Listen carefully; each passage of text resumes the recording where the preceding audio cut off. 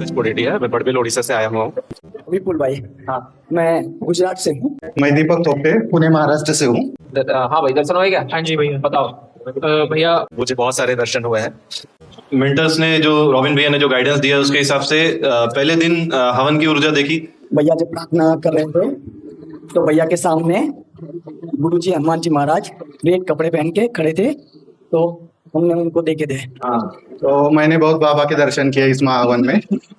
पहले मुझे विष्णु जी देखे। जब रात को दृष्टि के लिए सेशन लेते हैं तो भैया बहुत कुछ वो पूछते हैं कि आप हवन की तरफ देखो और चारों तरफ देखो क्या दिखता है। तो हवन की तरफ मैंने देखा तो चारों तरफ हवन के अलग अलग संत बैठे होते हैं। तो एक लेवल तक दिख रही थी, जो एक ऊर्जा का एक स्रोत हवन कुंड से निकलता हुआ दिख रहा था एक लेवल तक। और जैसे ये 2 दिन तक मुझे ऐसा ही दिखा और एकदम मालाएं और बड़ा सुंदर था। आनंद भाव, बस यही आता है कि धन्यवाद। प्रार्थना कर रहा था।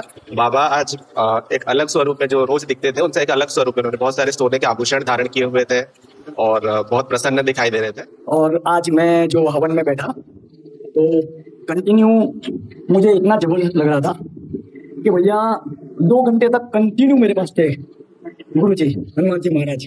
मुझे एक दिन भैरव जी दिखे, तो शिव जी के रूप में आ रहे थे और नगाड़े बज रहे थे।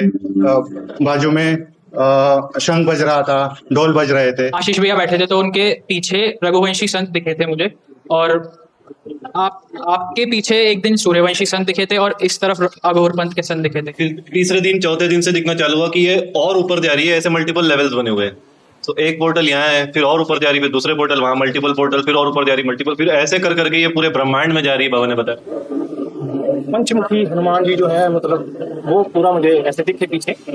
उनके जो शस्त्र है, तलवार है, हाथ में वो कुछ तो रस्सी जैसा है, रस्सी की तरह है वो, जो उनकी नाग पाश है, गदा है, त्रिशूल है। और हवन में वो हवन से ऊपर ब्रह्मांड में ऊर्जा जा रही है बादलों को पार करते हुए, और वो एक डोम टाइप का कनेक्टेड है ऐसे इस तरीके से। तो कुछ समय के लिए मैंने हवन कुंड के ऊपर ही उनका दर्शन किया भैया। और मुझे हवन में ऐसे तरंग लाई, ऐसी तरंगे लाई जिसकी कोई लिमिटेशन नहीं है। इतना खुश रहा था, खुश हो रहा था, बहुत खुश था मैं, जिसकी कोई लिमिटेशन नहीं है। और चेहरा भी मेरा हंसता ही हंसता रहता था। उसके बाद एक दिन मुझे बाबा कैलाश पर्वत पे लेके गए, तो उधर मैंने शिव जी और माता पार्वती का पैर बीर वो सब पूजा की, पैर बीर धो के, शिव जी के भी और माता पार्वती के भी। और मैंने राम दरबार में भी देखा था, तो उसमें पूछा था भैया ने कि बताओ कि कितने पोर्टल बन रहे हैं, तो उसमें आया कि 3 पोर्टल बन रहे हैं। और उस दिन मैं रामलोक में भी गया था, बाबा मुझे रामलोक में भी लेकर गए थे। और बाबा ने हवन आशा में जो महोत्सव होता है ये क्यों होता है ये समझाया, और ये ऊर्जा कहाँ कहाँ जा रही है वो बताया। आगे आशाएं की क्या प्लानिंग है फ्यूचर की वो समझाई। 300-400 सालों की प्लानिंग समझाई, और आगे सालों की प्लानिंग बताई बाबा ने। सब बताया कैसा होगा क्या होगा, आशाएं का आगे का फ्यूचर बताया। और त्रिशूल भी ऐसे दिख रहा है जैसे उसकी एक एनर्जी है, वाइब्रेंट वाली।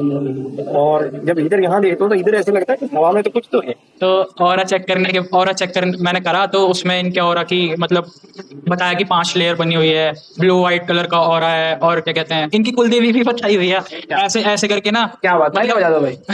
फिर हॉल के अंदर देखा तो हाँ, भगवान नारायण दिखे जो शेष नाग पे दिया।